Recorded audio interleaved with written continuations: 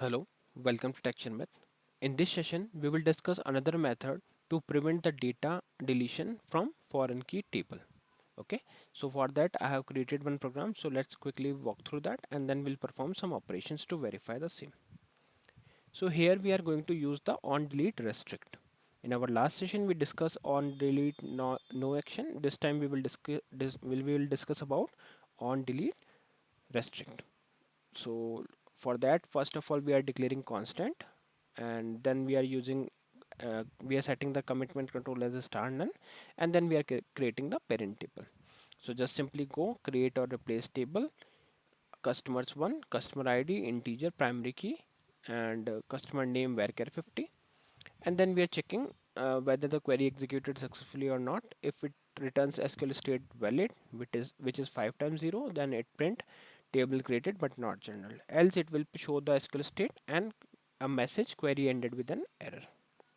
So this is the same table we created in our last sessions, and from like 2 or 3 sessions we are creating the same parent table, right? We are not doing any changes in parent table.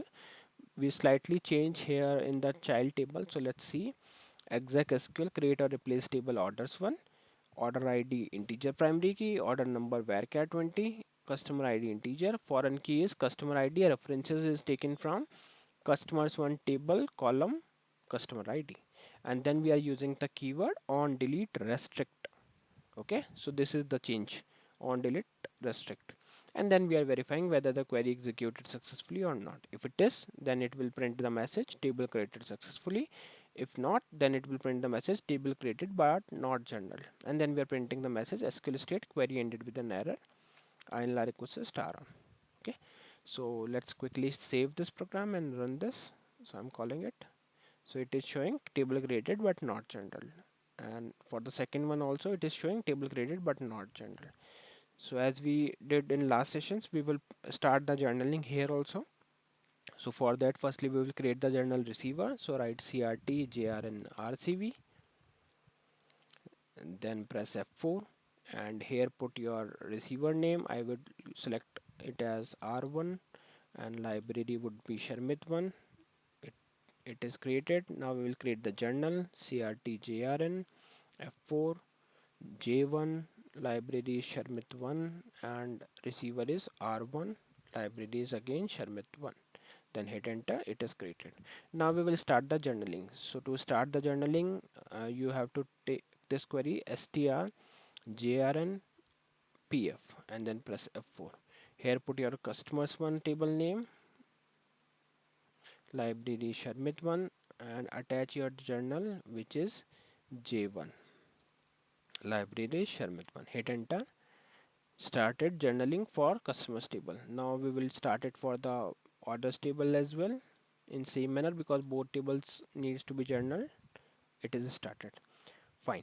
So what we did, we added one keyword in the child table which is on delete restrict, and then we started the journaling, and means for journaling we created the journal receiver, then we create journal, attach the receiver to it, and then we started journaling for both the files. Now we will perform some operation to verify the same, like whether it is allowing preventing the data or not. So for that I will reuse one of my query to insert the data into customers one table.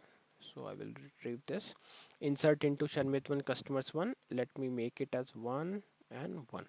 So it is inserted. Similarly I will insert for the second record, inserted. Okay, now what we will do, we will insert the data into orders table to create the dependency. So for that, let me retrieve another query which will insert data into, yeah, this one. So this is the query, insert into Sharmit1 slash orders 1 values 1 ord1 1. So inserted. Similarly we will insert for the second. Fine, so it is inserted. Now what we will do, we will see the data to verify the same. Select a star from Sharmit1 slash customers 1.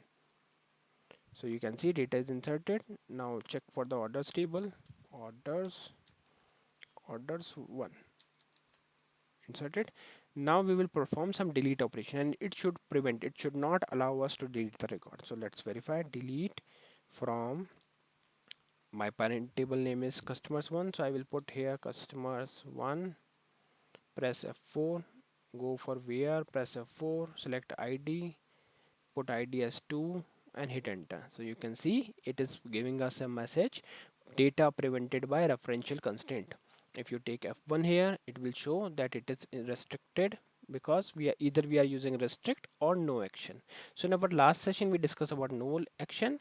Today we are using restrict. Both worked in the same manner, both prevent the data for deletion. Okay, so if you are using on delete restrict, it will not allow user to delete the data if there is any dependency. What will happen if dependency is not there? Let's verify that. So I will insert another record and only in the customer table, and I will not create any dependency. So third record is inserted. Now I will try to delete this. So if I put 3 here and hit enter, it is deleted. Why? Because for third record there was not any dependency, and that's why it is deleted. So restrict and no action can be used to prevent the data if you want to prevent your data and you don't want to allow users to delete your data. In that case you can use either restrict or no action. Both can be used for same purpose.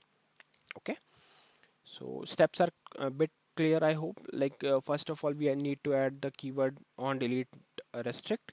Then we have to create the journal receiver, and then we have to create the journal. Then we start the journaling for both the files, and then we can perform the operation, and it will prevent our data.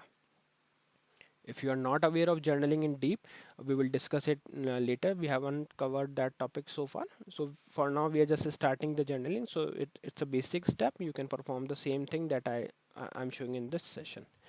So yeah, that's all for this session. I hope it is clear to all of you. In the next session we will discuss few more things. So thank you for watching Tech Sharmit.